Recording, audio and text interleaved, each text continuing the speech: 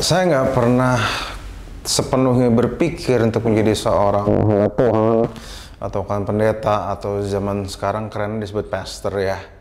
Walaupun memang ada keinginan sedikit pada saya waktu kecil, tetapi ya itu kan sebenarnya impian anak kecil, kita nggak bisa sepenuhnya percaya. Dan kenyataan bahwa orang tua saya menjadi korban politik gereja pada waktu saya remaja itu justru membuat saya turn off pada ministry. Walau saya tidak bisa sepenuhnya meninggalkan pelayanan karena memang keluarga saya itu banyak pelayanan. Tetapi nggak ngubah kenyataan bahwa pada waktu dulu saya itu ada rasa pemberontakan dalam hati saya walaupun saya megang gitar untuk melayani dan sebagainya. Tetapi keputusan saya sendiri menjadi seorang hamba Tuhan, pastor, pendeta itu juga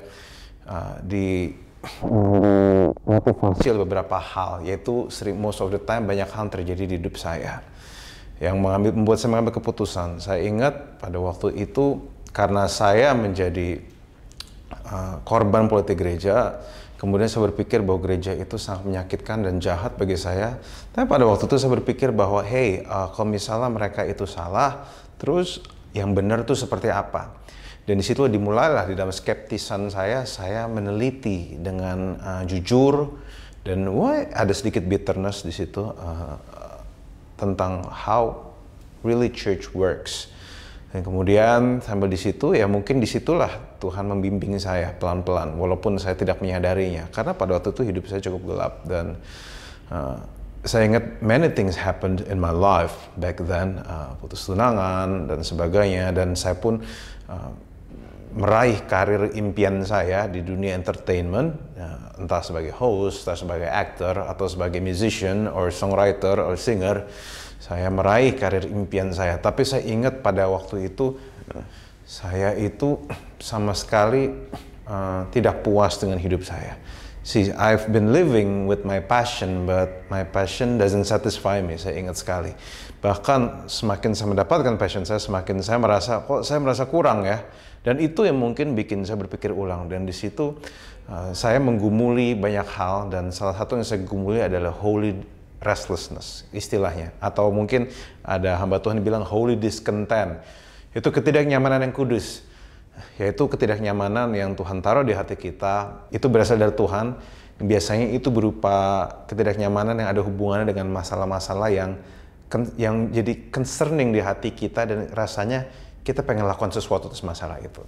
Dan saya ingat beberapa tahun yang lalu, hampir 1 dekade yang lalu, Tuhan tunjukkan saya tentang realita orang Kristen atau realita orang-orang beragama tepatnya. Karena pesan saya tampaknya juga diterima bukan cuma oleh orang Kristen, tapi juga orang yang beragama berbeda. So, Tuhan buka ingatan saya dan Tuhan buka mata saya tentang bagaimana banyak orang beragama itu yang mereka itu kalau tulus tapi kadang kurang cerdas, dan kalau misalnya cerdas biasanya nggak tulus gitu. Jadi saya menemukan bagaimana mereka itu mudah dimanipulasi, mudah dibodohi, dan akhirnya mereka itu sebagai ganti katanya mereka mengasihi Tuhan, mereka kehilangan apa yang disebut sebagai common sense atau akal budi yang Tuhan sebenarnya sudah berikan kepada mereka. Saya berkali-kali menemukan orang-orang yang di orang Kristen itu kayak untuk pakai baju aja harus tanya Tuhan dulu. Tuhan, saya harus pakai baju yang mana? Dan it gave me a quiet an annoying feeling, dan tadi saya biarkan begitu saja. Tetapi pada waktu itu Tuhan juga kasih impresi ke saya, kamu lihat realita orang-orang ini, apa yang kamu bisa lakukan untuk mereka, what you gonna do about it. Itu tantangan Tuhan di hati saya. Dan di situ pada waktu saya berdoa tahun itu, saya nggak bakal pernah lupa pada waktu itu bahwa Tuhan kasih impresi saya untuk nyebrang, membakar kapal dari dunia entertainment menuju ke ministry.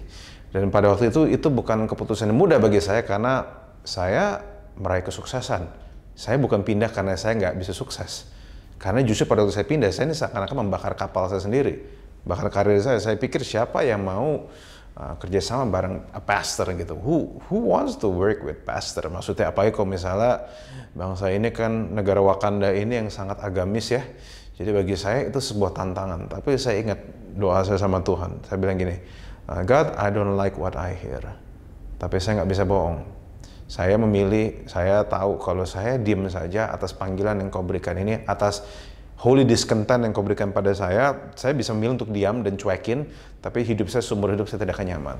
Tapi kalau saya maju dan terima apa yang kau berikan pada saya, tentu saja saya tidak akan jadi orang yang sepenuhnya damai sejahtera. Karena bagi saya lingkungan orang-orang yang Kristen is my least favorite community, maksud saya. Di dunia sekuler, mereka tidak anggap orang peduli amat agamanya. Mereka kalau kamu bagus, kalau enggak ya enggak, maksudnya. It's fair enough for me. Sementara di dunia ini sugar coatingnya banyak, munafiknya banyak, terus kayak double standardnya banyak. Bagi saya, I don't see any reason. Saya senang dengan orang-orang seperti ini. Tapi Tuhan kasih impresi itu ke saya. Dan saya ingat pada tahun itu saya cuma bilang gini, hey, Tuhan gini deh, selama 1 tahun ini, pada tahun itu, saya akan lakukan yang saya harus lakukan.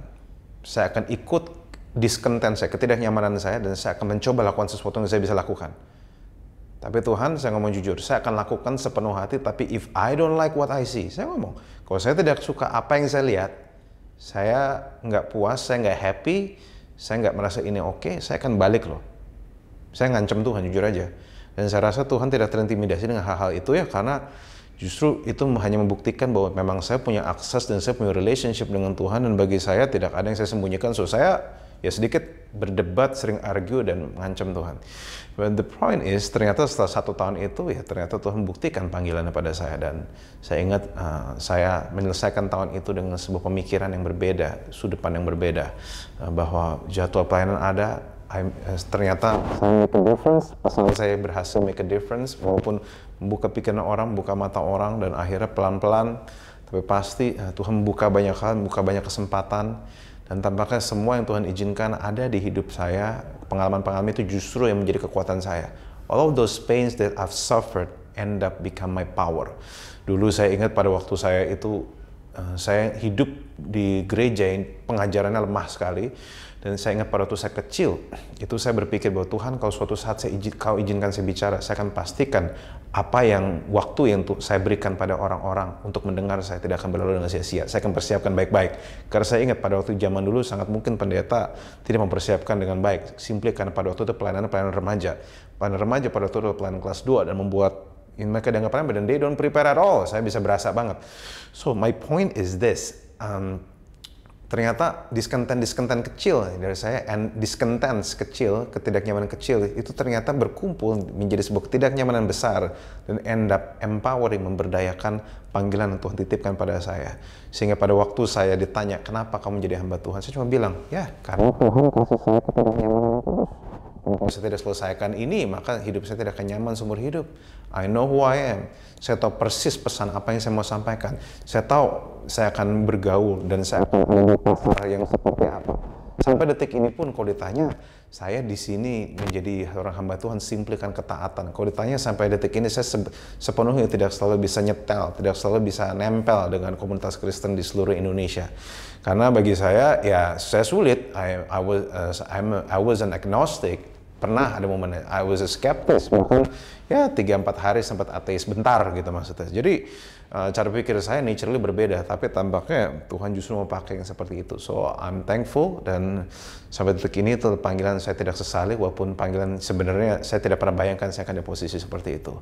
So semua why I want to become a pastor is simply because of God gave me a holy discontent sampai sekarang. Dan sampai sekarang kalaupun ditanya, apakah kamu masih merasakan perasaan sama? Ya, saya masih merasakan perasaan sama. Itu membuat saya tetap maju. Saya bukan karena passion saya, bukan karena apa, tapi karena purpose yang Tuhan taruh di hidup saya. Jadi tidak ada hal lain. Saya tidak berpikir untuk cari keuntungan, walaupun ternyata ada keuntungan. Saya tidak berpikir untuk cari nama, walaupun ternyata Tuhan kasih influence, saya nggak pernah tahu. Karena pada tuh orang berpikir, wah followernya banyak dan sebagainya. Saya kalau berjujur, saya tidak pernah berpikir seperti itu.